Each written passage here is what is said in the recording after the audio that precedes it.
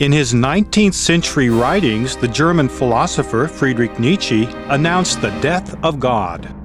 Since Nietzsche was an atheist, it was not a personal pronouncement indicating a lack of faith on his behalf. Rather, he was making the observation that the conventional God of 19th century middle-class Christianity in Europe was no longer believable as a source of revealed wisdom or divine intervention in human history. In other words, people had lost faith in any cosmic order or higher power that created the universe, established moral laws, or attended to personal prayers. The God is dead theme was echoed in the influential nationalistic, socialistic, and humanistic movements of the 20th century, culminating in a 1966 Time magazine cover story addressing the topic. To this day, there is a steady stream of books and articles conveying a godless world philosophy based on scientific rationalism and strictly human values. And yet, as noted by pollsters monitoring the pulse of modern culture, something very strange has happened. Instead of a complete demise of religious belief and spiritual practice as predicted by the God is dead proponents, survey results by social scientists indicate just the opposite. During the 1990s and carrying forward into the 21st century, there has been a significant increase in religiosity and belief in God. This resurgence is not limited to any one religion or geographic region. Certainly, the popularity of Islam in the East and fundamental Christianity in Africa and South America are major contributors to this trend. The New Age movement of the late 20th century attracted many followers to non-traditional approaches to spirituality. But the phenomena seems deeper and broader than any of these specific manifestations and appears to be capable of persisting into the distant future. Friedrich Nietzsche notwithstanding, we are still left with the perennial big questions. Is there a God? And if so, what is our relationship to the divine? Why does something exist rather than nothing at all? What is the source of the universe? Was it created by God? And if there is a creator, why must we search for God? Is God hiding? Or is God an absentee landlord that created a grand cosmos and then withdrew, leaving it to run its natural course, as some philosophers have surmised? After all, the biblical psalmist observed that wherever we are, wherever we go, we are always in the presence of God.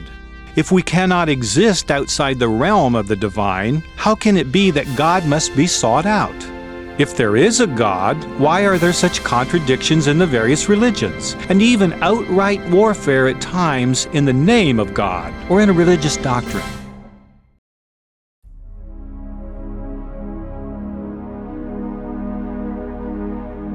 We will be exploring these and many other questions in the sections that follow from the perspective of the 20th century American mystic Edgar Cayce. On an almost daily basis, Cayce entered a self-induced altered state of consciousness that allowed him to answer questions of almost any nature, ranging from medical conditions to the origin and nature of the cosmos.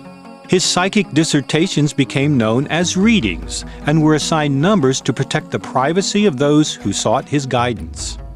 During the Roaring '20s, his work was greatly influenced by successful businessmen with a flair for high finance and grandiose vision. With the stock market crash of 1929 and subsequent Great Depression, Cayce witnessed the closing of his hospital in Virginia Beach and the struggle of his Association for Research and Enlightenment. These were desperate and trying times for Cayce and those around him desiring that his work be carried on. It seemed that all could be lost with regard to this enterprise. It was in September 1931 when a group of Cayce's supporters, ordinary people with a desire to be of service, approached Cayce seeking a way forward in those troubled times. Some of those individuals simply wanted to work more directly with Cayce's psychic information, to become more spiritual and develop their own psychic abilities. Others were more focused on bringing light and love to a distressed world. This is where the story takes a fascinating turn. Instead of simply giving psychic readings to provide information, Edgar Cayce's psychic process approached the challenge from a different direction. The model was to provide just enough information and guidance for the members of the group to work with in their daily lives. Each person prayed, meditated, and applied the material in the midst of life while making notes and meeting to discuss their findings. Thus, rather than relying on an authoritative source that dictates a rigid and demanding doctrine, the individuals were encouraged to take personal responsibility for the outcome as part of a group process. The themes of personal empowerment and small group dynamics were two of the innovations established by Casey during this period of adjustment as the world struggled with the Great Economic Depression. The idea of a search for God as a personal process carried out within a small group of peers is central to the Casey approach, as we shall see in the sections that follow. The entire interactive process lasted until 1942, encompassing 130 readings and eventually resulting in the compilation and publication of A Search for God. Subsequently, other authors have created supplementary works to expand upon the interactive process begun in 1931. This work is just another in the long line of materials seeking to complement and reinterpret the original material in a more modern, universal format.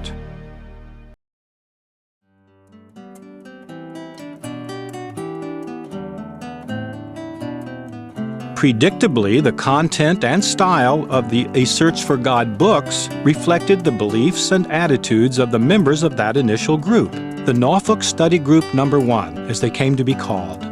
Since the Norfolk Study Group No. 1 was comprised primarily of Christians of a fundamental persuasion, the text of the books reflected a strong Christian bias in language and symbols. This is also consistent with the background of Edgar Casey himself, who was born and raised in the Bible Belt of America, taught Sunday school regularly, and read the Christian Bible completely through once for each year of his life. But the Casey readings do include a broader perspective that is inclusive of other spiritual traditions, encouraging individuals to participate in a religion of their choice. In fact, A Search for God does not require any participation in organized religion. It does involve walking on a spiritual path in daily life, wherever that may lead. In the decades that have followed the work of the Norfolk Study Group No. 1, hundreds of study groups have been formed, affecting the lives of thousands of individuals who have worked with this gradual, orderly approach to spiritual awakening. It's grounded in the experiences of daily life and simple spiritual practices, prayer, meditation, and service. Casey's readings frequently remind us that soul development most often occurs in small increments. Here a little, there a little, line upon line, brick by brick, precept upon precept. It's the little things that count as we patiently move closer to the Creator. The search for God is like climbing a stairway to heaven, one step at a time, building on previous lessons, with a solid foundation leading to a spiritual awakening.